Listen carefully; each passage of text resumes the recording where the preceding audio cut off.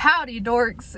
Coming to you from the conclusion of the week, 12, but the by-district round of the playoffs. Dave Campbell's featured game of the week. This one, a 6A Division II Region II matchup between the top-seeded Klein Collins Tigers out of District 15 and the second-seeded Bridgeland Bears out of District 16, 6A. What a stinking game. The playoffs are here, baby. I am juiced up right now. Just an unbelievable way to start the playoffs as Bridgeland, with 20 seconds left on the clock, wins it 34-33 in an electric game through and through. A lot of times on paper coming into this game, you look at it and you see Klein Collins' record at 6-4, and you see Bridgeland, and you think back to #Maximum Bears. You think about what they did last year. You think about Connor Wigman, their 5-star A&M commit, and you think, oh, well, shoot, that looks like it's over. Totally not the case here. Let's start off with Klein Collins. So what you need to know about them is that 6-4 record is totally not what it seems, because they went 6-0 in district. That's how they won District 15. If you go back to the first 4 weeks of the season in their non-district play, they lost all 4 of them. They played Atascocita, they played North Shore, and then they played Katy Tompkins. They lost a bad one to Willis, I will say that, but those 3 are 3 of the top premier high school football teams, not only in the Houston area, but in the state, really. And so they're not...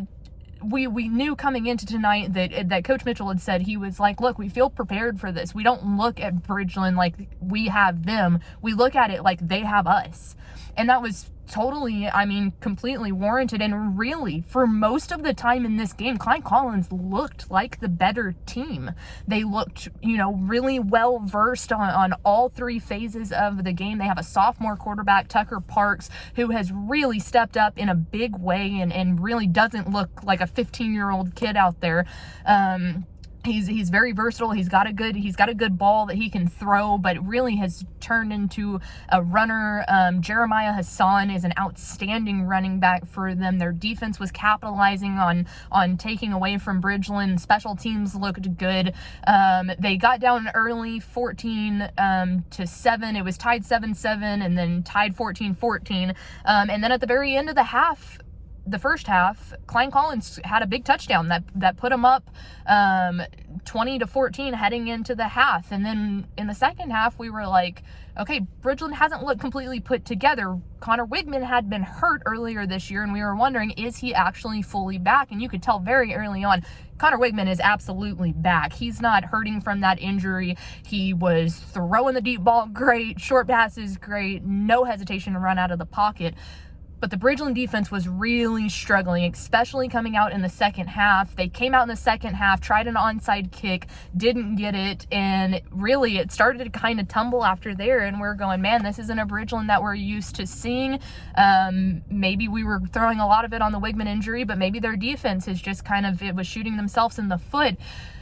And that was until the fourth quarter, and they needed one really big stop if they were going to have a chance, and the defense came up with it. They were able to come up with a stop, and they went for it. We thought that Klein Collins was going to go for it on 4th down. They ended up pooch kicking it with Tucker Parks, giving it back to Bridgeland with, probably around 2 minutes-ish left. And that's when Bridgeland kind of really started stalling, and we know they have the guy. They have Wigman. He's ready to go. When you have that guy, you trust him to go down and get it done. And when your defense was a little off tonight and not necessarily able to stop the run very well, you could tell that Coach Raffield is like, we don't want to put the ball back in their hands, so we're going to let our guy manage the clock and do what he needs to do.